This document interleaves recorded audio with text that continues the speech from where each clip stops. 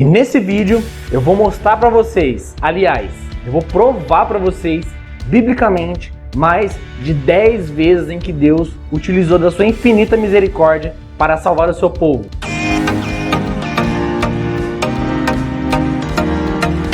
Para quem não me conhece, meu nome é Eduardo, seja muito bem-vindo ao canal Metamorfose. E se você é novo aqui no canal, se por acaso você caiu aqui de paraquedas, não se inscreva de se inscrever no canal, já deixa o like já para você não esquecer. E se você gostar desse tipo de conteúdo, porque é a primeira vez que eu estou aparecendo aqui para vocês, se vocês gostarem desse tipo de conteúdo, comenta aqui nos comentários, deixa aqui no comentário para mim poder ter um feedback de vocês, daquilo que eu posso melhorar e daquilo que eu posso aperfeiçoar, sei lá. Então sejam muito bem-vindos ao meu canal e vamos lá, sem enrolação, vamos embora pro vídeo.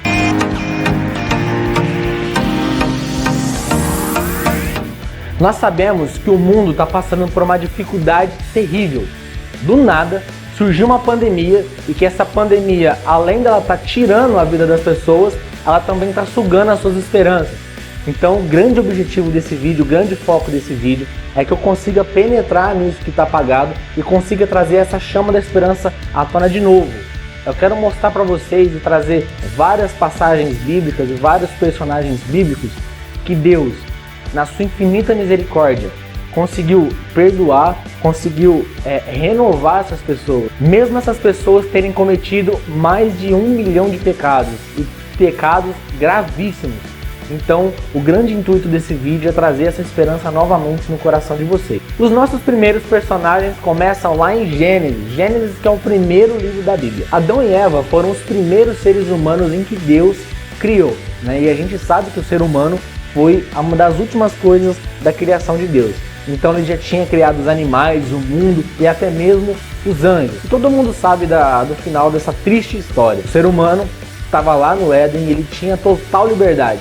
Era uma época totalmente perfeita, onde não existia doença, morte, fome, não existia praticamente nada. Era um mundo perfeito. Era um mundo em que Deus criou para nós. Deus deu total liberdade para Adão e Eva fazer aquilo que eles quisessem, com a única condição de comer do fruto proibido.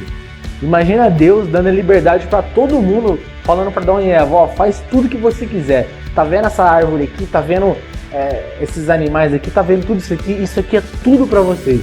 Mas a única coisa que eu te peço, é que você não vai e coma do fruto proibido. Então, nós sabemos que a serpente, que foi uma das transfigurações do demônio, ela veio toda sorrateira e utilizou daquilo que ela sabe fazer de melhor: mentir. Nós sabemos que a serpente ludibriou, começou a mentir para Eva, entrou na cabeça de Eva e comeu o fruto proibido, que depois passou para Adão. E a gente sabe que Deus, na sua infinita misericórdia, já sabendo de tudo que tinha acontecido, desceu pessoalmente até o Éden e foi conversar com os mesmos. Depois que eles conversaram, Deus começou a perguntar para Adão e Eva e eles ficaram totalmente cheios de vergonha, porque o pecado, a malícia, tudo de ruim tinha entrado no mundo a partir daquele momento. E aí que eu quero trazer uma das coisas mais interessantes para vocês. Santo Agostinho, que foi um dos maiores santos da Igreja Católica, ele foi santo, doutor e tem uma das histórias de conversões mais incríveis que o mundo já viu. Ele, que foi um cara inteligentíssimo, ele diz que se Adão tivesse se arrependido, tivesse contrito, tivesse com o coração contrito, tivesse pedido perdão para Deus, Deus, na sua infinita misericórdia, o teria perdoado, teria destruído a serpente na hora e nada disso teria acontecido. Eu vou mostrar isso para vocês com as próximas histórias. Nossa história ainda continua em Gênesis, com Caim e Abel. Para quem não sabe, Caim e Abel foram os filhos de Adão e Eva. Depois que eles foram expulsos do jardim do Éden por ter cometido o primeiro pecado, eles vieram para a terra. E aqui na terra, obviamente, que eles procriaram e tudo mais. Então Caim e Abel foram os primeiros seres humanos que coabitaram a terra. E Abel e Caim eram irmãos e uma coisa muito, muito terrível aconteceu. Caim matou Abel. Sim, ele cometeu o primeiro homicídio da Bíblia. É um pecado totalmente terrível, um pecado em que clamou a Deus. E Deus, já sabendo daquilo que teria acontecido, veio também pessoalmente aqui na terra e perguntou para Caim: Caim, onde é que está o seu irmão? E Caim, não sabendo o que falar, gaguejando, não sabendo aquilo que falar, e Deus já entendeu aquilo que Caim queria falar. Ele não conseguia demonstrar, ele não conseguia falar, estava gaguejando. Parece a gente quando está devendo alguma coisa e a pessoa já sabe a merda que a gente fez e a gente não consegue falar. Então, Deus, mesmo assim, na sua infinita misericórdia, depois de Caim ter cometido o primeiro homicídio na face da terra, é um pecado totalmente terrível, você arrancar a vida de um ser humano. E Deus decidiu proteger Caim. A gente sabe que Caim foi praticamente expulso e Deus colocou um sinal em Caim. A Bíblia não fala qual sinal que é, que tipo de sinal que é esse. Mas Deus colocou esse sinal em Caim com um grande intuito, para que todo aquele que visse aquele sinal em Caim não o fizessem mal. É impressionante, a gente não consegue entender de uma pessoa que acaba de cometer um assassinato e Deus a protege. Gente, é uma coisa totalmente surreal. A misericórdia de Deus, ela é tão infinita que a gente é impossível o ser humano imaginar, pensar, porque a gente só está acostumando a ver as coisas aqui na Terra. O ser humano não consegue perdoar, o ser humano não consegue esquecer, fica magoadinho, fica com birrinha, quer se vingar. A nossa terceira história ainda continua em Gênesis, é a história de Noé. Para quem não sabe, Noé foi um grande homem bíblico. Então a Terra estava acontecendo um monte de atrocidades, várias pessoas cometendo inúmeros pecados, e aqueles pecados chegavam até o coração de Deus e o ofendiam. Então Deus começou a conversar com Noé e pediu para que ele criasse a arca. Por quê?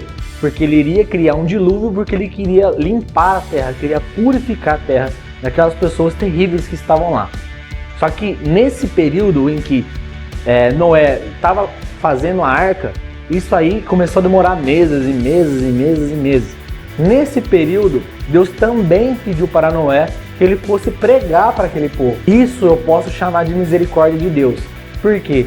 Porque ele deixou um tempo gigante colocando Noé para pregar para aquelas pessoas e falar de conversão, vamos se arrepender, vamos isso, vamos aquilo.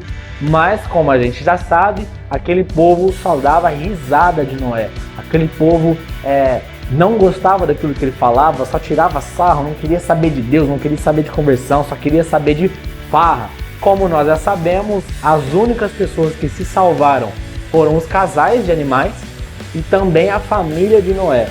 E eu acredito que esse período deve ter durado meses. Porque imagina, uma pessoa só, Noé, construiu uma arca onde cabe milhares de animais.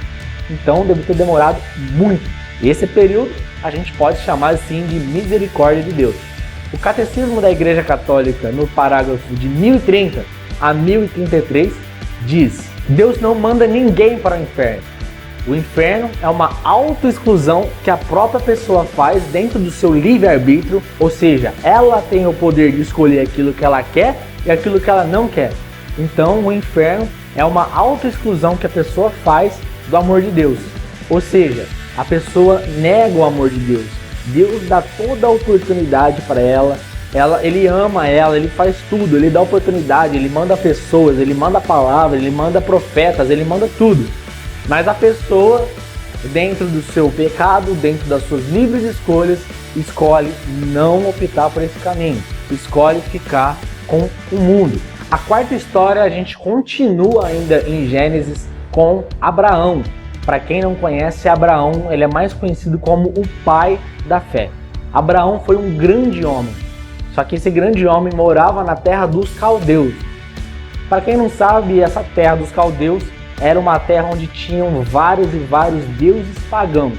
E Abraão, nessa época, ele tinha por volta de 70 a 75 anos, ou seja, ele já era bem velhinho. E ele tinha uma mulher, e essa mulher chamava Sara. E ambos os dois eram inférteis, ou seja, eles não poderiam ter filhos.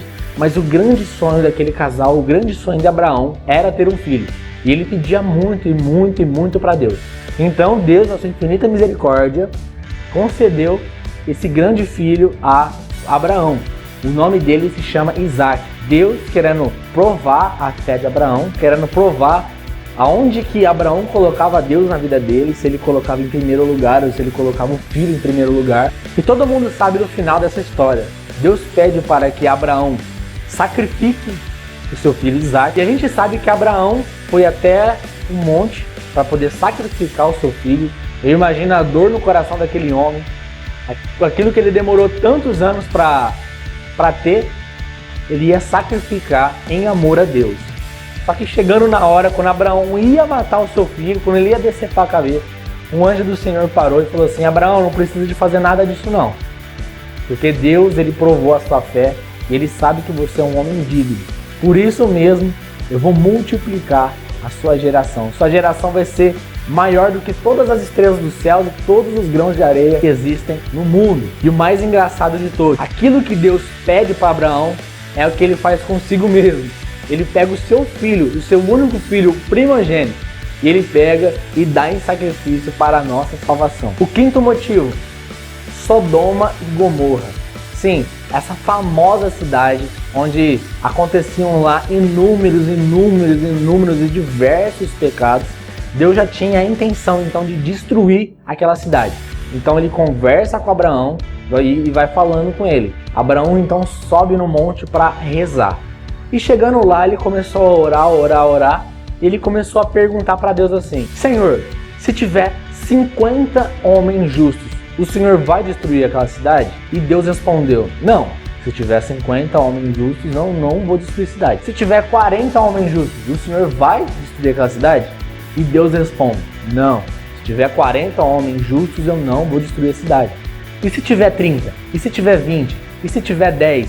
E se tiver uma pessoa? E Deus falou: Abraão, se tiver uma pessoa, um justo, eu não vou destruir aquela cidade. É absurdo a misericórdia de Deus. E no final das contas, Abraão tinha um dos seus parentes lá na cidade de Sodoma e Gomorra, que é Ló, e Ló tinha sua família. Então, Deus manda 3 anjos nessa cidade para avisar Ló. Chegando lá, esses anjos conseguiram conversar com Ló e falou para ele rapar fora.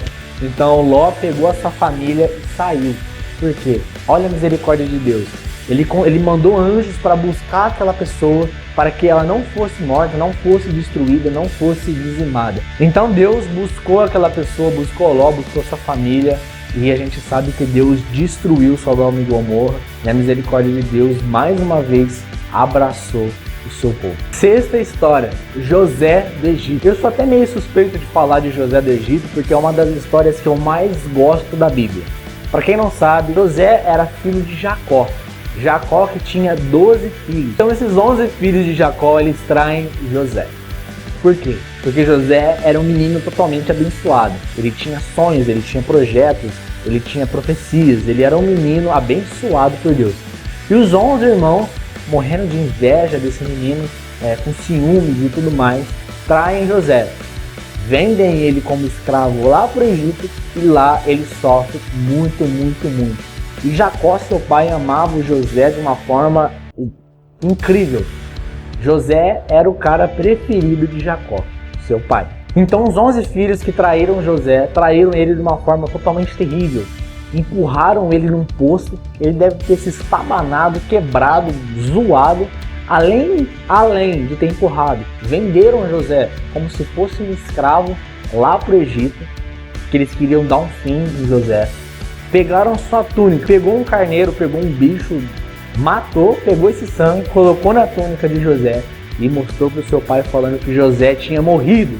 E aí que José era tão abençoado, mas tão abençoado, que ficou como escravo no Egito. E durante anos, a gente sabe que José foi o rei do Egito. E uma dessas passagens mais legais que tem é que em um período da história, os 11 irmãos, sem saber quem José era, foi pedir comida no palácio de José. E aí que foi uma show de emoção para tudo quanto é lado. E Deus, ele é tão misericordioso, permitiu que os irmãos se perdoassem. Para quem não sabe, José perdoou seus irmãos e o faraó permitiu que toda a família de José viessem morar com ele no Egito. E os seus 12 irmãos dão origem àquilo que nós entendemos como as 12 tribos de Israel. Então é mais uma história de Deus, é mais uma vez que eu consigo te mostrar da misericórdia de Deus. Deus poderia ter acabado com os filhos de Jacó. Deus poderia ter acabado com os irmãos de José e ter totalmente tirado eles desse pecado terrível. Mas não, além de ter perdoado ele, Deus permitiu que eles se perdoassem e que mesmo assim protegeu o seu povo e os abençoou, fazendo com que eles se tornassem as 12 tribos de Israel. Sétima passagem, os reis de Israel. Para quem não sabe, Israel teve 3 grandes reis. Nós vamos passar por cada um deles. O primeiro foi Saul. Saul, que foi um homem grande, um homem forte, um guerreiro, onde antes de Saul, o povo de Deus ficava reclamando porque queria ter um rei, queria ter um cara, queria ter uma pessoa para que pudesse guiar o seu povo fisicamente. Então Deus foi lá, escolheu Saul porque ele era um homem forte, um guerreiro nato, abençoou ele e o tornou rei. Só que no meio do caminho, depois que ele já estava consagrado, já tinha virado rei, estava tudo certo, tudo lindo, maravilhoso, ele começou a dar umas escorregadas. Começou a visitar videntes, necromantes e a participar até de falsas doutrinas. E isso praticamente foi o ápice para Deus. Imagina Deus falando assim: pelo amor de Deus, como eu abençoei esse cara, eu dei todo o meu amor, todo o meu carinho, eu o tornei o rei do meu povo, e ele começa a me trair com esse tipo de coisa, com esse tipo de deuses pagãos, como assim? Então, através do profeta Samuel, que Samuel foi até Saul e começou a falar aquilo que Deus queria falar para Samuel. E Deus praticamente arrancou a coroa de Saul. Deus não aguentava mais ser traído, Deus não aguentava mais de ficar escolhendo gente que é forte, musculoso, e que dessa vez ele queria escolher uma pessoa conforme o seu coração, aquela pessoa que tivesse o coração mais parecido com o dele. Então, depois dessa bronca, depois dessa tirada de Saul, depois que Deus praticamente tirou ele, colocou ele do lado, o povo começou a ficar revoltado e que queria matar até Saul. Mas Deus, na sua infinita misericórdia, assim disse: ninguém encosta um dedo no ungido do Senhor. Ou seja, como assim? O cara acabou de trair Deus, o cara acabou de cometer pecados terríveis, acabou de trocar Deus por falsas doutrinas, por deuses pagãos, tudo aquilo que Deus odeia. E a misericórdia de Deus novamente foi incrível a ponto de proteger alguém que acabou de magoar Deus. É impressionante, são coisas que a gente não consegue pensar, é incrível isso. Então o oitavo é o rei Davi. O rei Davi, para quem não sabe, foi um menino, foi um pastor de ovelhas, onde depois que Deus tinha tirado a coroa de Saul, Deus queria escolher alguém que tivesse o coração mais parecido com ele. Ele não quer mais escolher através de força, através de guerra, através de altura, de se o cara ser musculoso ou não. Ele quer escolher um próximo rei conforme o seu coração. Então, ele acha Davi, que é um pastorzinho de ovelhas pequenininho, magrinho, franzelinho, e o torna rei de Israel. Tudo estava indo muito bem, estava lindo, estava maravilhoso, o rei Davi estava estourando, todas as guerras que ele ia, ele ganhava, ele arrebentava, ele tinha tudo aquilo que ele queria. Só que uma coisa terrível aconteceu. Davi cometeu um pecado duplo. Ele cometeu um homicídio e um adultério. Davi tinha um melhor amigo, e esse melhor amigo tinha uma das mulheres mais lindas de Israel. O nome dela era Betsabé. Um belo dia, então, Davi estava na sua varanda, né? E quando ele olhou para baixo, ele viu Betsabé tomando banho. Então, quando Davi olhou para baixo, ele enxergou Betsabé lá do outro lado da rua tomando banho. E o homem ficou praticamente louco. Mandou chamar Betsabé lá no palácio. E eles começaram a conversar. E no final, todo mundo sabe que deu merda. Davi então praticamente engravidou essa mulher. Praticamente não, ele engravidou essa mulher. Só que essa mulher era a mulher do seu melhor amigo. E Urias, que é esse melhor amigo, ele estava na guerra, né? Então Davi, ele começou a pensar, ele falou: o que eu vou fazer agora, tal. E ele teve uma ideia que ele queria matar o melhor amigo dele para esse pecado ficar debaixo dos panos. Porque naquela época, se um pecado desse viesse a público, ia ser um escândalo, né?